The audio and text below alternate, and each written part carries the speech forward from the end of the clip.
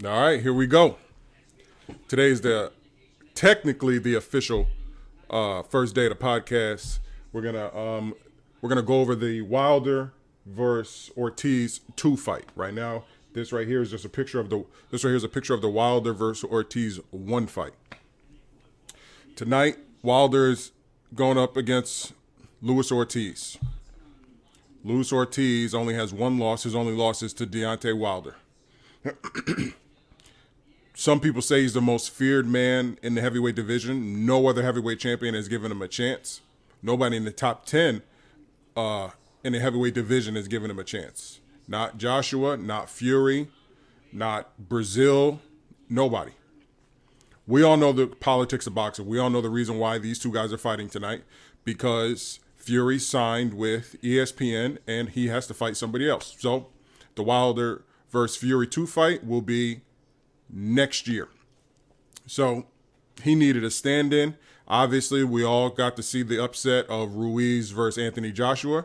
So that's the reason why we didn't get Wilder Joshua, which probably could have took place in between.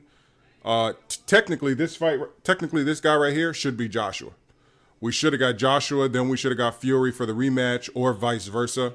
But it looks like that we won't know anything until after 2 fights finish, until after this fight finishes and after the next fight finishes. Actually, I got the pay-per-view up, so if hopefully you guys got this pay-per-view. This isn't a live video, this is a regular podcast, so by the time you guys watch this, we will already know the results of the fight. I don't know if you guys can hear that, but I got the other video going on right now. Who won? 114. Wow, they scored a draw. So this is one of the pre-fights on tonight's pay-per-view card. But yeah, so I was watching this fight earlier today just to kind of give a recap of the first fight. Everybody's going into this fight a little concerned, because usually a champion, after they beat somebody that's really tough, they don't want to go back. We've seen it in movies, and 90% of the time, the guy who lost comes back and wins, and we've seen it in real life. It's very hard to beat a man that almost knocked you out twice, so that gave you a lot of trouble the first time.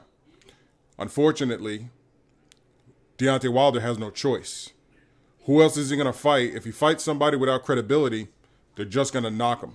They're just going to give him more of a hard time. He only has one of the belts. And fortunately, him and Ruiz are both without Heyman, so they kind of have all the belts under one promotional company.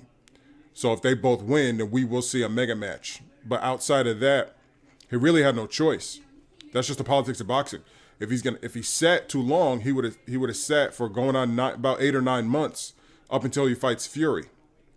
Then he'll get cold. So whenever it comes to negotiations, he'll be coming off of a long layoff, and then he won't be able to negotiate. He'll have to get his body back reacclimated to being a professional heavyweight fighter, and we all know that that's very super strong to do, and super hard to do and stuff like that. So Deontay Wilder fought Dominic Brazil, knocked him out in 1 round.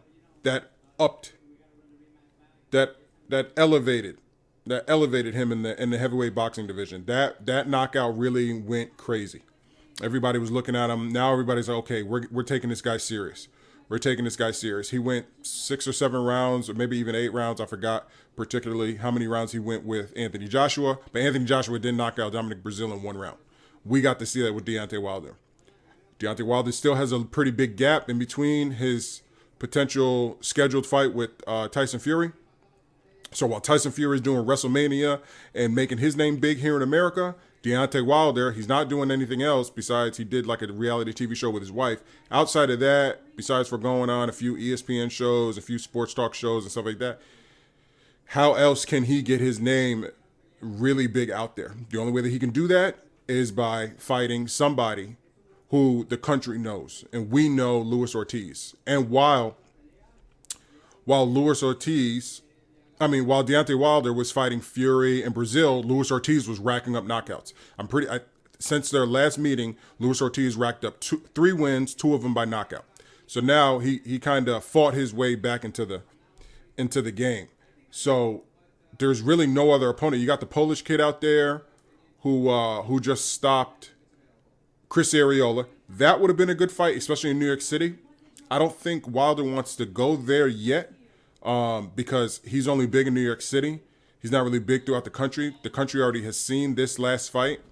So he's kind of going into this fight thinking, who can I fight that's going to pay me a lot of money and that the people will actually watch, so that if I do destroy him even faster than I did before, then I can leverage that for my Tyson Fury fight, and I can also leverage that for a potential Ruiz or Anthony Joshua fight. Everybody's looking down the line. Anthony Joshua is looking to leverage, as he did since they're fighting in Saudi Arabia. He leveraged against Ruiz. Tyson Fury is leveraging against everybody because Tyson Fury's fighting tomato cans. Tyson Fury's fighting guys like this microphone. Shout out to Blue Yeti. We're not sponsored, but I mean, we know the type of guys that Tyson Fury's fighting while he quote unquote waits. I mean, he's trying to build his name. He's using WrestleMania. He's doing everything, but he's not fighting anybody of caliber. We have not heard of his last two opponents. We have nobody here has heard of those guys. The tomato cans. So, and the last guy really made him bleed and stuff like that. So we already kind of know what's going to happen in the heavyweight division. We don't know what's going to happen in the heavyweight division because we saw a fight like Ruiz versus Joshua. But let me just touch on Ruiz for a second. If you follow boxing, which is something that I do, unfortunately today, this show is agree to disagree. But disagree isn't here. He's out sick. So shout out everybody, wish Omar well because Omar's sick. I'm agree. That's disagree. Unfortunately, he's sick. He was just in Vegas for his job, and he got sick out in Vegas. He had to come home. He didn't get to stay for the fight. But everybody, I wish you well, man. Next time, we will definitely be doing this together. Okay, so with that said, everybody knows, everybody who follows boxing, especially amateur boxing and stuff like that, we all know that Andrew Ruiz is a hell of a fighter. Everybody knows Andrew Ruiz right now, hands down, has the best boxing skills and the best boxing pedigree in the heavyweight division. If you look at all the heavyweights, except for the Russian guy, there's one Russian guy who knocked Wilder out in the Olympics. Him and Ruiz have the best boxing skills and best boxing background in the heavyweight division. Third would be Tyson Fury. The only reason why people put Tyson Fury as first is because everybody knows of Tyson Fury. But if you know boxing, you knew that Andy Ruiz going in there to fight Anthony Joshua was a legit fight. Most people looked at his body and stuff like that. But I have text messages to Omar. I have text messages to my partner, Omar, saying how Andrew Ruiz should get a heavyweight shot because we've been watching him on YouTube and on Instagram and stuff like that. We've been watching him. So we knew going into that fight that it was a hell of a chance that this kid could win because the way that he shoots his shots, everything that he shoots is perfect, like traditional. He reminds me of the Tim Duncan, but in basketball. Everybody knows Tim Duncan is one of the greatest power forwards of all time, but his fundamentals in basketball make him such a great basketball player. This also applies to somebody like Andrew Ruiz. Tim Duncan wasn't the greatest physical specimen of all time, but his fundamentals is what made him such a good athlete and basketball player for such a long period of time. The same thing applies to Andrew Ruiz. His amateur record was amazing, especially for a kid his size. He's not the biggest guy, so he's fighting men way bigger than him. Even when he was sparred with so many other heavyweights. He's only about 6 foot. His weight makes him a big man, but his height isn't that big.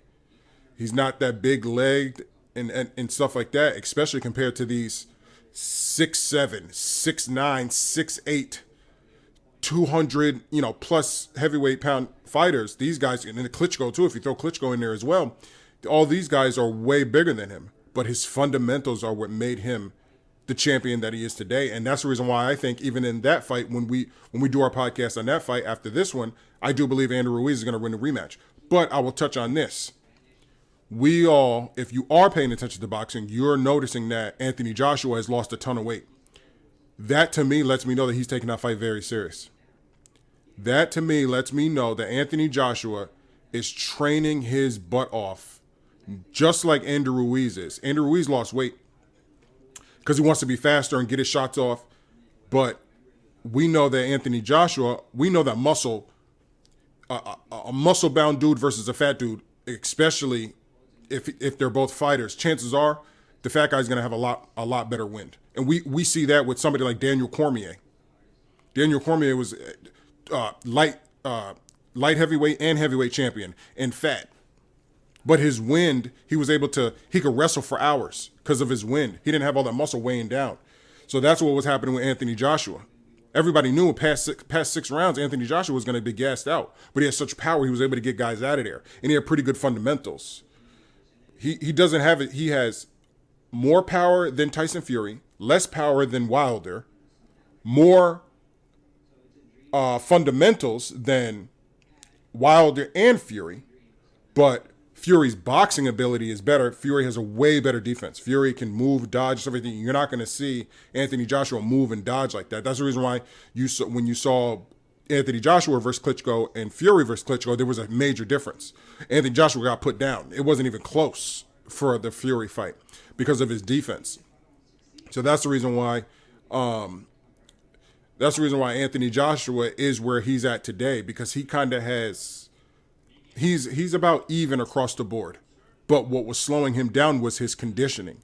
So we already know the story of him being dropped in sparring. And that sounds pretty familiar.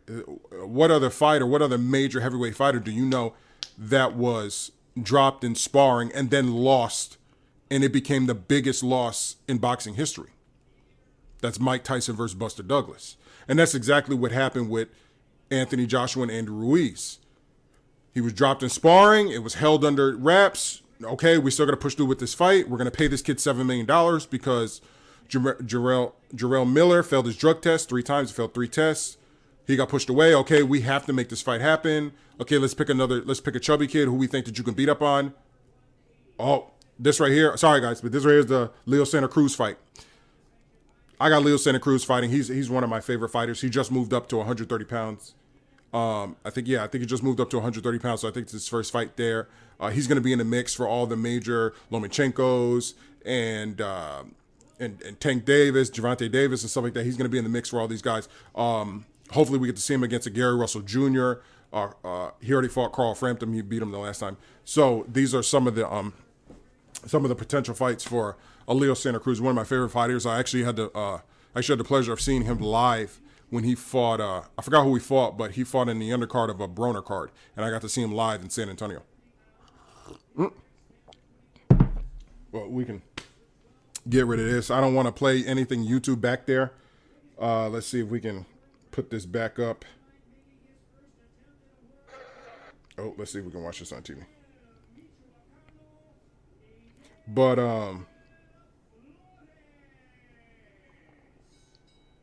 there we go. Let's see, because I don't want to. YouTube, don't sue me, YouTube. Don't sue me, YouTube. All right, guys, don't sue me, YouTube. They're just putting the picture. I ain't playing the fight. Don't sue me, YouTube. I don't own this. PPC owns this. Don't sue me, YouTube. I don't want to be sued. Okay. Shout out to Al Heyman. So with that being said, let me just revert back to the Anthony Joshua versus Ruiz fight coming up in December. I think it's December 1st.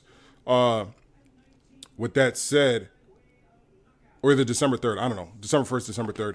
Either way, the point of the matter is, when I see a fighter who has that much muscle and he's able to lean out and become more efficient, it's harder to lose muscle than it is to lose fat.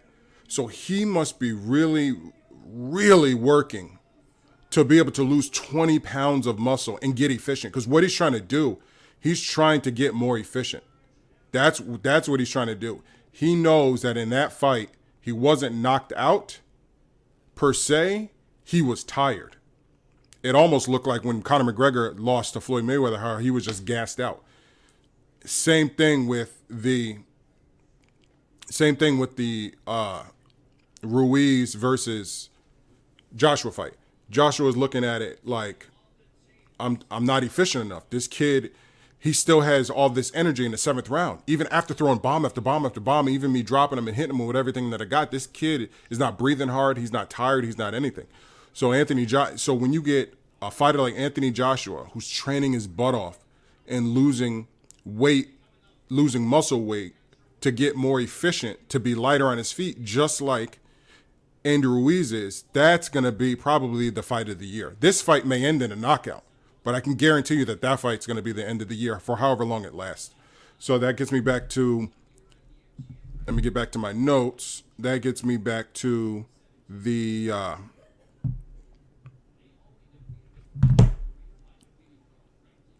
talking about training. So I talked about my training, I talked about the heavyweight division. This fight tonight,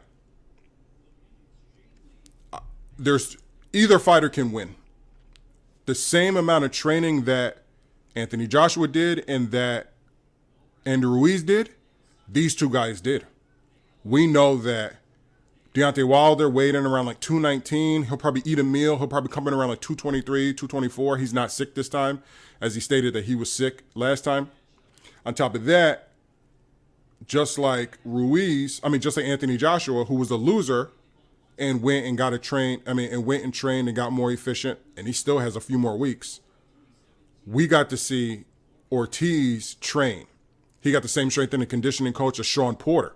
We know that Sean Porter, even though he may lose fights, he's very efficient. He's able to keep a high volume for 12 rounds straight. Knockdown or not, he's coming 24/7. The whole fight, you have to keep him off of you. As much as you bang on him, you have to keep him off of you. And if he gets a chance to fight Pacquiao, I don't think they're going to give it to him. I'm pretty sure that Pacquiao is going to stay the hell away from a Sean Porter. But if I ever get to see Sean Porter fight Pacquiao, I'm picking Sean Porter. That's just my prediction. I just don't think that Pacquiao can keep Sean off him. I think that Pacquiao can drop him. I think that Pacquiao can hurt him. But I don't think that for 12 rounds he's big enough to keep Sean Porter off of him. I just don't see that. Especially the Sean Porter I just saw fight Errol Spence, and the only reason why he probably lost that fight is because of the knockdown. I mean, please leave your comments below, but let me know if you feel that without the knockdown, did Sean Porter lose that fight? To me, it was very close. It was very, very, very close. And without that knockdown, I don't see him losing. So, how are we doing our video, engineer? Pretty good? Okay. So, Leo Santa Cruz. I'll let you guys know how this fight goes. I got it playing right now. But with that said, I don't see that happening. But we get to see an efficient Deontay Wilder and a more efficient Luis Ortiz. So what happens? That's the reason why this fight is so serious. Like, you have to take it serious because this man is training to win. He's not doing like Kovalev did against Canelo. He's not doing that. We all know, I'm not going to accuse the man of throwing the fight, but one, there was a rehydration clause. So that right there was unfair to Kovalev. But on top of that, like, I watched the fight. It didn't seem like that he came to win. It just seemed like he came to get a check. He got the biggest check of his life. He just came to get a check. I don't see Ortiz doing that. Ortiz trained his butt off. He's in super good shape. We saw what Ortiz did in the first fight. That's the reason why my prediction for this fight is I'm leaning towards Deontay Wilder, but if he doesn't correct any of his mistakes, if he didn't really work on his boxing, which is all that he needs, Deontay Wilder gets away with he gets away with his style of fighting. Because, not just because of his power, and not just because of his size, it's because he knows what he can do. In a situation, if he's not, he doesn't have any doubt because he has one thing that nobody else in the heavyweight division has, and that's the knockout punch. So every situation that he goes into, whatever fight that he has, At the very least, if he's getting outboxed, if he's getting his butt whooped, if he's losing to a southpaw, which we've sort of seen him do in a few other fights, he might have been losing a few rounds, and everybody's like, "What the heck is going on?" It looks like he's losing. With that being said, in the back of his mind, he's like, "Okay, this hasn't happened." But say he's down 6 rounds. This kind of happened in the Tyson Fury fight. He was down some rounds, but he's so confident in himself and in his right and left hand. He knows all I have to do is land one. So he uses the numbers ratio game. We have 12 rounds, 36 minutes. There's no way that I'm not going to hit you with something flush. And with the probability of his power in the ratio, there's such a high chance that if he hits you with something clean, because everybody gets hit clean, period. Every fighter, whenever they go into a ring with another opponent, they're going to get hit clean, unless you just knock a guy out in 2 seconds. Outside of that, he relies on that. So that's his base. Coming into the heavyweight division, coming into professional boxing, that's his base. So whenever he goes into training camp, he just works on everything else outside of that. But he always knows that he has it, whereas other fighters like Tyson Fury knows he doesn't have that. So Tyson Fury has to train his defense. He has to train that wiggly, wobbly movement. He has to train his legs, because if he doesn't, he knows he can't stop a guy. He knows he cannot stop any one of these major heavyweights. He knows he can't. He knows that he cannot rely on it. And that's the beauty of this division, because we have 3 to 4 major heavyweights that all possess their own powers. It's literally like a comic book. They all possess their own individual powers. But just like whenever you watch like a movie like Marvel or whenever you watch one of the Marvel movies and they face each other, like whenever you see Iron Man versus Captain America, they really can't beat each other. In certain situations, they may have, certain powers or whatever, but Iron Man may shoot his blaster, but then Captain America will block it with his shield. Or Captain America will fight a god in Thor, but he can't beat him because he'll hit his shield and then it'll bounce off and stuff like that. So, or then you get the Hulk, but you get the Hulk versus like Thor or vice versa. So these guys all have their own major superpowers, and it really just comes down to how you train and how you walk into the ring and what injuries you do not have. Because every fighter that fights has an injury going into the ring. Period, point blank, period. No fighter goes into the ring 100%. They may say that they're 100%, but they don't want to let anybody know that, they may be having tendonitis in their knees. They may had a slipped and fell. We all know that Wilder has fought plenty of times with 3rd-degree burns, elbow issues, hands issues. We all know this. So no fighter goes into the ring 100%, period. That's just facts out the gate. So with that said, my prediction will be Wilder, but I would not be surprised if, and I'm sorry for yelling, I won't be surprised if Ortiz wins. It's such a fine line with this fight, because my question is, I call it and I'm coining this, I call this the Roy Jones Jr. effect. Shout out to Roy Jones Jr. If Roy Jones Jr. had retired after his heavyweight fight, he would have went down as the greatest fighter in history, period. Nobody would have ever been able to deny it. If Roy Jones Jr. had retired after his heavyweight fight, he would have went down as the greatest fighter in heavyweight history. But what happened was, he went back down to light heavyweight. He won his first fight against Tarver. And then after that, he lost the second fight and got knocked out, and his career went down from there. The reason why I call Deontay Wilder having the Roy Jones Jr. effect is because Roy Jones Jr. never practiced his defense.